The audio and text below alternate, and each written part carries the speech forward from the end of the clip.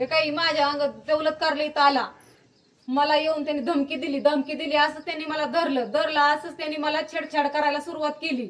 माझा गाऊन फाडला आणि नाही तिथं जिथं नाही तिथं स्पर्श करायला त्यांनी सुरुवात केली. नाहीतर मला तुला जीव मारीन, सोडणार नाही आज.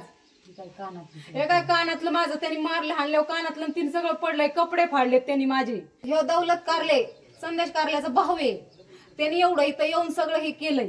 त्या माणसाला पुढं घातलंय. त्या माणसाला आधी त्यांनी कळून पण नाही दिलं तू मी कोण आहे म्हणून. आणि आला असं डायरेक्ट लगेच त्यांनी संदेश कारल्याच्या भावाने दौलत कारल्याने मला असं केलंय. ज्याने त्याने आपापली सांभाळायची ना पोरगी, त्याला काय त्याची काय लहान पोरगी होती काय? 22 वर्षाची म्हणजे काय लहान पोरगी काय?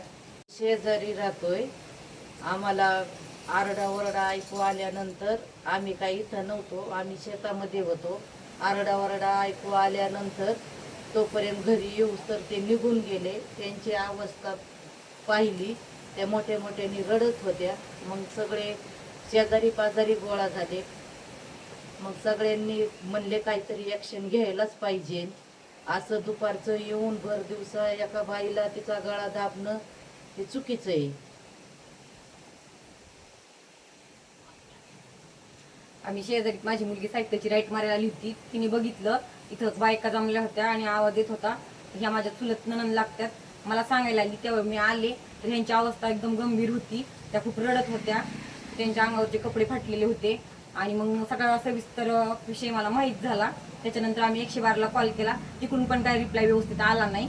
मग ताईने त्या पोलीस स्टेशनला गेल्या तर तिथं पण त्यांच्याकडे व्यवस्थित काही म्हणजे लक्ष देण्यात आलं नाही. आले होते ते दौलत कारले ती म्हणले आम्ही शिवसेनेचे पुढारी येतो. त्यांनी आम्हाला धमकी दिली, हाण मारण्याची प्रयत्न, जीव मारण्याची. गळा दाबला माझा, इज्जत लुटण्याचा प्रयत्न केला. मी मिरजगावला निघाले इथून. मी गावात गेले मिरजगावला. मला अर्ध्या रोड मध्ये रवळगावच्या अलीकड मला गाडी आडवी घातली पांढरी. परत त्यांनी माझा पुढे येऊन पाठलाग केला. मी चौकीला गेले तर तिथं मला सुरक्षित ठेवायसाठी मी तिथं माझ्यासाठी गेले. तिथे गेल्यावर मला पोलीस पण व्यवस्थित बोलानात. मग आता मी काय करायचं? मग मला पोलीस मला म्हणले तुझे माणसं कुठे आहेत घरचे ती आण. घरचे माणसंच घरी नाही तर मी आणू कुठून? मग मी एकटीच गेले तिथं. ती माझ्या पाठीमागे तिथं आली. तिथं पोलिसांच्या सोबत काय बोलले. मग परत पोलीस माझ्या संग व्यवस्थित बोलानात. तिथं गेले पोलीस चौकीला. तिथं साहेबांना सांगितलं. जांजाड साहेब म्हणले तुम्हीच त्यांच्या पुरी पळून नेतात पुन्हा तुम्हीच त्यांना इकडे आमच्याकडे कंप्लेंट करायला येतात का? मग साहेबांनी माझं ऐकून घेतलं नाही. साहेब निघून गेले. त्यांचे लोक आले. ते लोक साहेबांसंग आतमध्ये जाऊन बोलले. तुम्ही त्यांचं काय लिहून घेणार, त्यांचं सगळं चुकीचं आहे असं तसं त्यांनी तिथं त्यांना सांगितलं. मग तिथून पुढे आमचं कुणी ऐकलंच नाहीये. तिथं चौकीला गेल्यावर एवढं मला हाणमार केली, एवढं हे केलं, पण त्यांनी कसलीच पाऊल उचलला नाहीये. उलट मलाच अशी शंका आहे की माझंच पोरग त्यांनी कारल्याच्या लोकांनी मारलंय का काय, त्याची मला शंका आहे. मी तिथं रात्री 12 12:30 पर्यंत मी तिथंच थांबले, बसून राहिले. पण त्यांनी मला परत काहीच नाहीये. मला कोणी संरक्षण पण नाही दिलं. मला संरक्षण द्यायला तर म्हणजे तुम्हाला तिथं पैसे भरावे लागते, 10,000 रुपये तिथं भरावं लागते. तुम्ही भरतान का? मी आले रात्रीची 1 वाजता घरी एकटीच. कारल्याची लोक घरी येतात रात्रीच्या कधी पण येतात आणि धमक्या देतात. तुला, तुझ्या पोरांना, तुझ्या नवऱ्याला, तुझ्या नातेवाईकांना सगळ्यांना जीव मारीन ह्याची धमकी देतात येऊन. आणि आल्याच्या नंतर एवढ्या घाणघाण शिव्या देतात. तुझं घर पिटून देईन, तुला जीव मारू, अशा शिव्या देतात येऊन. मला कुठं गेली होती सांग? कुणाचे घर मोडले? 3 4 दिवस जाऊन कुणाच्या घरी राहती, कुणाच्या खाली जाती. आणि आज माझ्या सासूला म्हणते तुला ती धंदा करती आणि तुला ती आणून पैसे देती तुम्हाला धंद्याची. ह्याची काही नाही. मग त्यांनी मला तिथे कसं काय? त्याची बायको आहे मी.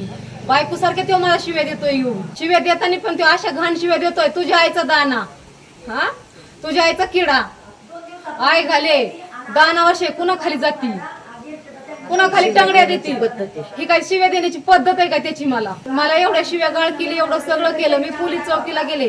पोलीस चौकीला बी त्यांनी माझी कंप्लेंट नोंदवून घेतली नाही. मला जसं माझ्या म्हणण्याप्रमाणे तसं मला लिहून दिलं नाहीये त्यांनी पोलीस चौकीने बी. ती म्हणते आम्हाला प्रेशर आहे त्यांचा, तो पोलिसांना बी प्रेशर देतात म्हणलं. मग आम्ही काय करायचं? मी मिरजगावला गेले. तिथं उमेश कोरडे त्यांच्या बरोबर आला होता. त्यांचे 2 माणसं आणि उमेश कोरडे ही 3 जण तिथं पोलीस चौकीला होते. मग ते आता तिथं बी धमकी द्यायचा प्रयत्न करतात मला. घरी तर आलेच पण तिथं बी चौकीला पण परत आले ती माझ्या पाठीमागे. ही बाई कशासाठी आली, काय झाली, ही जर तुम्ही काय लिहून घेणार आहेत ही विचारायसाठी त्यांना येऊन तिथं विचारत होते. त्याची कंप्लेंट लिहून घेऊ नका असं त्यांना सांगत होते ते तिथं येऊन. आम्ही गेलो होतो तिथं आम्हाला कोणताच साहेब व्यवस्थित बोला ना, जानदार साहेब सुद्धा बोलला नाही तर लगेच निघून गेला. मग आता आम्ही काय करायचं? रात्री अपरात्री येतात, चर्चा करतात, ही करतात, येऊन आम्हाला धमकी देतात. आता रात्रीचं आमचं कोणी घरी आहे नाही आहे, मग आता काय करणार आम्ही? हे रात्रीचे कवा बी येतात, रात्रीचे येतात, दरवाजे तोडतात, खिडक्या फोडतात, घरांनी शिरतात. बिना एक काळी गाडी येते बिना नंबर प्लेटची, एक पांढरी येते, त्याच्यात त्यांची माणसं येतात घेऊन गुंड. मग असं केल्यावर आम्ही काय करणार? त्यांच्या बरोबर हिंडलं तरी ते म्हणत नाही, ते तुम्हाला साथ देतात, नाही तुम्हाला ते असं करतात, ते तुम्हाला तो काय साथ देतोय, तो काय तुम्हाला आम करतो. मग आमचं कोणीच नको, त्यांचे सगळे पाहिजेत. माझ्या बारक्या पोराला म्हणजे तुला जीव मारीन, त्याला आमच्या समोर फक्त येऊ दे, त्याला जीव घेईन, नवऱ्याचा घेईन, मला म्हणजे तुझा जीव घेईन, तुझं घर पिटून देईन. हा, नातेवाईकांचा काही संबंध नसतात. नातेवाईकांना म्हणजे तुमची दुकानं घेऊन येते तर, आणि नातेवाईकांना म्हणजे तुमची आम्ही दुकानं पिटून देऊ, तुम्हाला जीव मारू. नातेवाईकांचा ह्याच्यात काय संबंध आहेत? बागल सर्व्हिसेस सुरक्षितेची खरी साथ. आरोग्य विमा, वाहन विमा, टर्म इन्शुरन्स, जीवन विमा, म्युच्युअल फंड गुंतवणूक, सर्व कंपन्यांची विमा व क्लेम सुविधा. आमचा पत्ता shop number 26, metro complex, Kuldan road, Karjat. संपर्क क्रमांक 9011400903. एक वेळ अवश्य भेट द्या. बागल सर्व्हिसेस, तुमच्या आर्थिक सुरक्षितेचा विश्वासू साथीदार.